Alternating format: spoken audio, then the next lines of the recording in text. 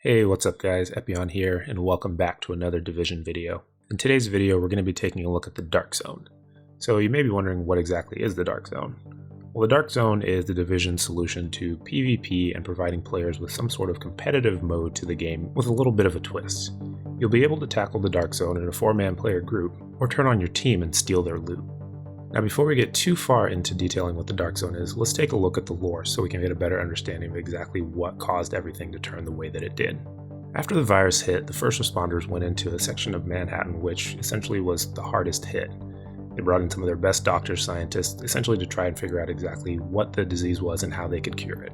Unfortunately, this didn't really work out too well, and as a result, they had to abandon hopes and essentially quarantine this section of Midtown Manhattan. In that process, they left behind some of their best weapons, technology, as well as all of the equipment that really was aimed at helping them to solve exactly what was going on and find a cure. As a member of the Division, you've now been tasked with going back into the Darkzone to recover all of that gear and equipment. Players can work cooperatively to try and recover all of these resources, or they can opt to try and take these things for themselves, essentially going rogue and stealing the best loot that the game has to offer. The Darkzone covers several city blocks starting just south of the Empire State Building heading north towards Central Park.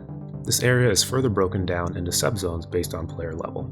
Unlike other PvP games, you're not going to be able to take on players who are too low level and will be faced against other players who are of your own level. Each subzone is tied to a specific level and rank. As you get closer towards the end game level of 30, you're going to notice that the entire Darkzone is actually going to adapt to your player level, and all enemies that you encounter will now be at that maximum level of 30. Inside the Darkzone, you'll be fighting computer-controlled AI, and these enemies will provide you with experience points, loot, as well as currency and other useful resource items. Every time you kill enemies inside of the Darkzone, you'll earn experience points towards your Darkzone rank. Now this Darkzone rank is different from your actual character level, as the Darkzone rank is specifically meant for purchasing items from the vendors that are going to be dispersed throughout the actual Darkzone area. Currently there are 30 confirmed ranks, and the developers have indicated that this could go all the way up to rank 99. Now that is going to be crazy. Now as you find different weapons and gear, you're not going to be able to immediately equip that. The reason is all of this has been contaminated and first has to go through a decontamination process. In order to equip your loot, you first have to extract it back to the base of operations. To accomplish this, just get yourself to an extraction point, signal a chopper in, and then wait for the 90-second countdown. Once the extraction chopper shows up, put your loot on there and let it fly out of there, and your gear will be waiting for you back at the base of operations. You'll initially be able to carry up to 6 contaminated items before you have to extract them. In addition to that, you'll have up to 30 items that you can store at your stash back at the base of operations.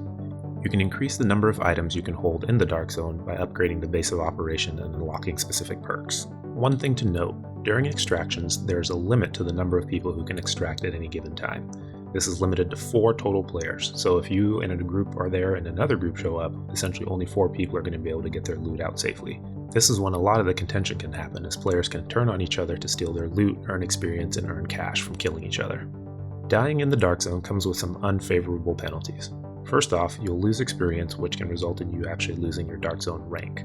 Now remember, your rank is very specific to being able to purchase items from the vendor, so it's not going to have a huge impact on whether or not you're going to be able to actually fight other players or the AI inside of the Darkzone. In addition to this, you'll also drop any gear that you have not safely extracted out. Now this gear is broken up into 2 categories. There's public and private. Public gear is anything that when you die, any other player in the vicinity can pick up and essentially claim for themselves. Private gear is things that no one else can claim, and you have an opportunity to go back and recover that gear yourself. If you die as a non-rogue agent, you're going to drop fewer items, but if you die as a rogue agent and as you reach higher levels of the rogue status, you'll drop more and more of your gear, essentially leading up to your full stash. In addition to this, you can drop Darkzone keys, which are used to open chests that contain higher-end gear and more cash. Also, you can drop certain amounts of Darkzone cash. Scattered along the perimeter of the Darkzone are various checkpoints. You can use these checkpoints to both enter and exit the Darkzone, restock your ammo, other resources, as well as heal up. These areas are non-combat areas and you won't be able to attack other players or use any of your skills. Inside the main parts of the Darkzone, there are also safe houses where you can find vendors who likely are going to be carrying much higher level equipment. In order to buy the gear that these vendors have, you're both going to have to make sure you have the right Darkzone rank as well as enough Darkzone currency. One thing that has been a little bit of a misconception is the difference between your level and your rank. Your level is what you need to be in order to equip the item, but your Darkzone rank is what you need to be in order to purchase the item. So you could always be under level and find that really awesome gun or piece of armor that you really want, but as long as you have the right Darkzone rank and enough cash on you, you're going to be able to buy it and hold on to it till later. Also note that the Darkzone vendors do have a restock timer, so make sure to go back and check what they have every single day. Additionally, it looks like that the higher level you are, the better quality gear that they'll have in stock. Now, scattered throughout the Darkzone are various chests. These chests can contain high amounts of cash as well as some of the higher end gear that you'll be able to find. Some of the chests will require you to be a certain Darkzone rank in order to open them, where others will require you to have a Darkzone key on you. You can acquire Darkzone keys by killing the AI enemies that you encounter throughout, or by getting them off of the dead bodies of agents who are killed within the Darkzone. It's worth keeping track of the location of these chests, as they're going to be some of the quickest ways to get enough currency to buy some of that high-end gear that you're going to be looking for in the endgame. Now, the Darkzone wouldn't be complete without PvP. Initially, all players start in a non-hostile state. If you start attacking any other players, you will immediately be disavowed and enter a rogue status. During this rogue status, a bounty is placed on your head and other agents can kill you to claim that bounty. If you manage to survive the bounty timer, you'll be able to claim the bounty that was placed on your head.